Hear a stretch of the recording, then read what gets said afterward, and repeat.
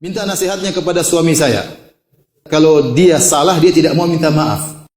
Saya nasihati kepada suami dan istri ya. Dua-duanya perlu dinasihati. Bahwasanya kehidupan rumah tangga tidak luput dari namanya salah. Tidak ada yang sempurna. Suami tidak sempurna, istri juga tidak sempurna. Masing-masing punya ego. Dan dua-duanya ya dianjurkan untuk berbuat yang terbaik kepada pasangannya. Kalau suami ingin menjadi terbaik di sisi Allah, jadilah terbaik bagi istrinya. Kalau dia mudah maafkan orang lain, maka istrinya lebih utama untuk dia maafkan. Kalau dia mau mendengar cerita orang lain, maka dia lebih utama untuk mendengar cerita istrinya. Kalau dia ingin membuat orang lain tertawa, istrinya lebih utama untuk dia membuat tertawa istrinya. Semua yang dia lakukan yang utama adalah terhadap apa? Istrinya. Dan ini sabda Nabi SAW, khairukum li ahlihi. Sebaik-baik kalian yang terbaik bagi istrinya. Ya. Sebaliknya juga demikian, istri kalau ingin menjadi istri yang terbaik, maka jadilah yang terbaik bagi suaminya.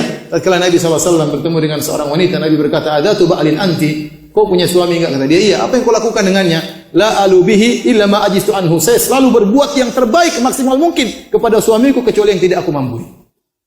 Kata Nabi, "Unduri aina anti minhu fa innahu jannatuki wa naruki." Lihatlah bagaimana kau di hati suamimu, sungguhnya suami itu surgamu atau neraka. Maka saya katakan wanita yang terbaik adalah wanita yang juga yang terbaik bagi apa?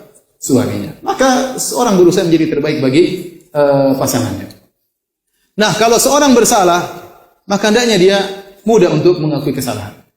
Contohnya wanita kalau bersalah, Rasulullah SAW sebutkan di antara ciri-ciri wanita penghuni surga, "Ala ukhbirukum binisaikum min ahlil jannah."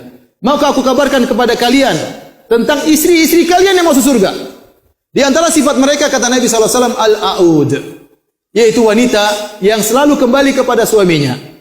Idza dzalamat aw dzulimat, kata Nabi SAW, jika dia berbuat salah kepada suaminya atau bahkan dia dizalimi oleh suaminya, maka dia pun pergi kepada suaminya hatta tadha'a yadaha ala yadihi, kemudian dia meletakkan tangannya di atas tangan suaminya, kemudian dia berkata, la adzuqu ghamdan hatta tarda, wahai suamiku, aku tidak bisa tidur sampai kau ridho kepadaku.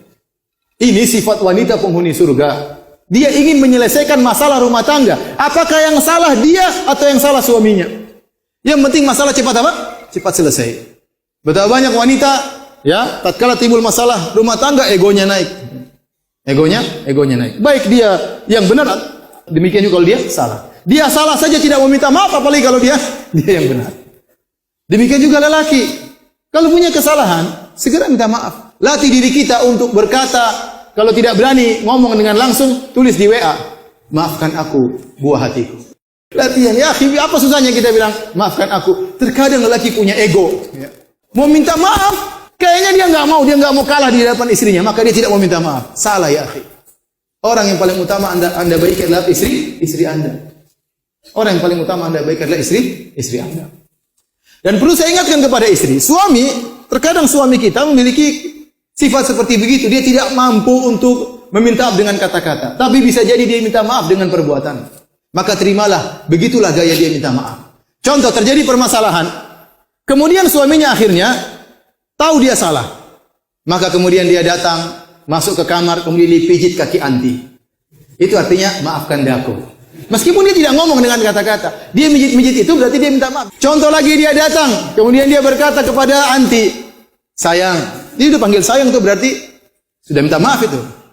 "Sayang, mandi ganti baju, kita makan di luar." Nah, itu berarti maafkan aku. Tidak semua orang bisa minta maaf dengan kata-kata, baik laki maupun perempuan. Kalau istri pun demikian punya salah, kemudian dia bikinkan kopi, dia gorengkan telur, kemudian dia taruh di sisi kita, berarti dia minta maaf. Sudah ngapain kita perpanjang masalah? Suami istri permasalahan yang menderita siapa? Kita yang menderita. Saya sering sampaikan kalau kita punya masalah sama orang jauh, kita ribut tiap hari, nggak ada masalah, kita nggak lihat dia nggak lihat kita. Tapi kalau kita bermasalah dengan orang dekat kita, bermasalah dengan orang di kantor, tiap hari ketemu dengan dia, repot kita, menderita. Bermasalah dengan tetangga, kita menderita. Setiap hari ketemu dia, tiap hari lihat dia jengkel, hati kita, berarti kita menderita. Kita ini hidup sudah setengah mati untuk bahagia. Jangan kebahagiaan kita yang sebentar dirusak dengan ribut dengan orang. Apalagi kita ribut sama istri. Sudahlah kita mengalah. Kalau Nabi SAW berkata kepada dua orang yang bertengkar, kata Nabi SAW, ya, "La yahillu li muslimin an yahjura akhahu fawqa salas." Tidak halal bagi seorang muslim, demikian juga seorang wanita muslimah, untuk memboikot saudaranya lebih dari 3 hari. Yaltaqiyani yu'ridu hadha wa yu'ridu hadha. Mereka bertemu, yang satu ke kanan, satu ke kiri, tidak mau ketemuan.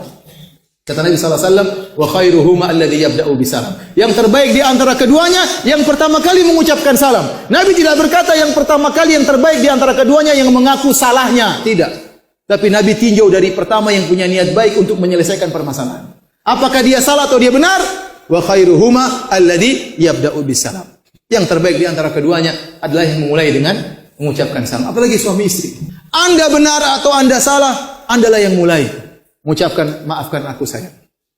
Dan Anda harus ingat ya ikhwan, kita ini dalam kehidupan rumah tangga, kalau terjadi permasalahan antara kita dengan istri kita, jadikanlah kita salah satu faktor pencetus pertikaian tersebut.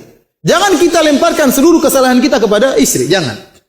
Pasti ada faktor, meskipun mungkin 5%, 3%, 10%, ada faktor kita yang menunggu terjadi pertikaian tersebut. Maka tatkala kita menempatkan posisi diri kita termasuk andil dalam terjadi pertikaian tersebut, kita lebih, ego kita semakin kurang.